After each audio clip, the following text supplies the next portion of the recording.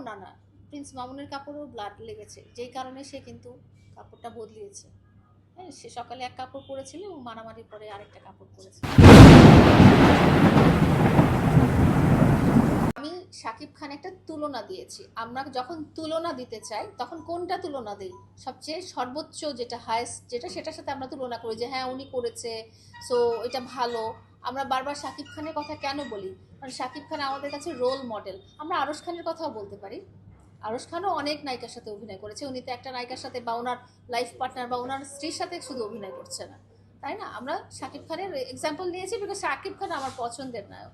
আমি তার একজন ফ্যান, তো আমার কোনো কিছু উদাহরণ দিতে হলে আমি তার উদাহরণটা নিই। প্রথম কথা, আপনি যেই ইন্টারভিউর কথা বলছেন সেটা একটা ব্রাইডাল শ্যুট ছিল, এবং ব্রাইডাল শ্যুটে আপনারা চান যে আমাদের কেমিস্ট্রিটা ভালো থাকে। কেন আপনারা কোনো নায়ক নায়িকাকে ইন্টারভিউর সময় হাত ধরে বসে থাকতে দেখেন না? আমরাও তো এক ধরনের নায়ক নায়িকা। আমি তো আজ পর্যন্ত কোনো রকম ইয়ে পাই নাই যে সে বসতে চায়। সে বরং সবসময় বলেছে সে বসতেই চায় না, বসতেই চায় না। বসতে চাইলে বসবে, সেটা কেন? তার একটা অপরাধী আমার সাথে কেন বসবে?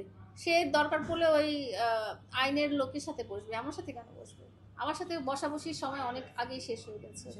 সে যখন 2023 সালে আমাকে রাস্তায় ফেলে মেরেছিল, তারপরে কি তার উচিত ছিল দ্বিতীয় ঘটনাটা ঘটানো? তারপরে কি তার উচিত ছিল তৃতীয় ঘটনা ঘটানো? তারপরে কি তার উচিত ছিল চতুর্থ ঘটনা ঘটানো? সে তো একের পর এক আমার সাথে বসবে, বসতে যে আমার মেরে দিবে, তখন আপনি কি তার দায়িত্ব কি, আমার নিরাপত্তার দায়িত্ব কি আপনি নেবেন? দর্শকদেরকে আমি বলবো যে এটা তাদের বাক স্বাধীনতা, তারা যে কোনো কিছু বলতেই পারে।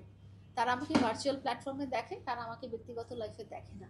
ভার্চুয়াল প্ল্যাটফর্মে রিনা খানকে বা ডিপজল ভাইকেও খারাপ কথা বলার লোকের অভাব নাই। হ্যাঁ, ব্যক্তিগতভাবে তাদেরকে যারা চিনেন তারা জানেন যে তারা কত ভালো মানুষ।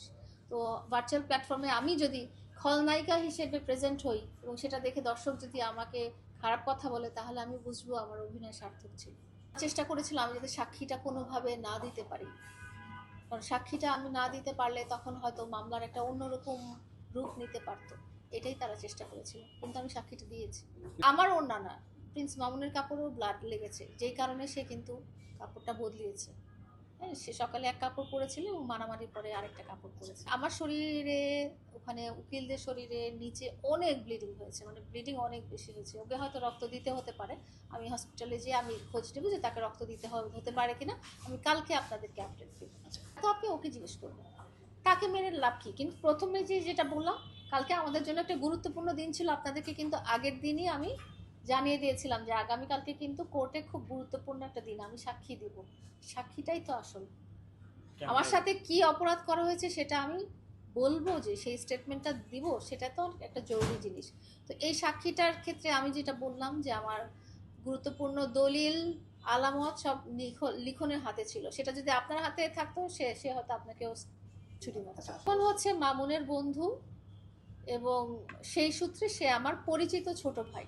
উল্টা পাল্টা ভাবলেও তো কিছু করার নাই। এখন আপনার সাথে আমাকে অনেক কিছু ভাবতে পারে, আপনি দেখতে এত গুড লুকিং সুন্দর, আমি যদি আপনার সাথে একটা ছবি তুলে আমার ফেসবুকে আপলোড দেই, লোকজন আমাকেও আপনার সাথে উল্টা পাল্টা কিছু ভাবতে পারে। বাট এটা তো আসলে না। আপনি একজন সাংবাদিক ভাই, আপনি আমার কাছে সাংবাদিক ভাই। আমি সবই খাই, আমি সবই খাই। আমার রুটিন হচ্ছে আমি খুব হার্ড ওয়ার্ক করি, এইটাই।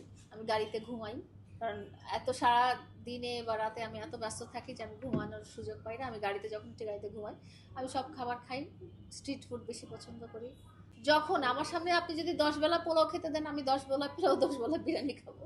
আমার খাওয়া দাওয়ার কোনো প্রবলেম। আমার বয়স অনুযায়ী, আপনাদেরকে বলেছি, আমার বয়স অনুযায়ী আমাকে যেরকম দেখার কথা, আমার বয়স অনুযায়ী আমি দেখতে পারবো।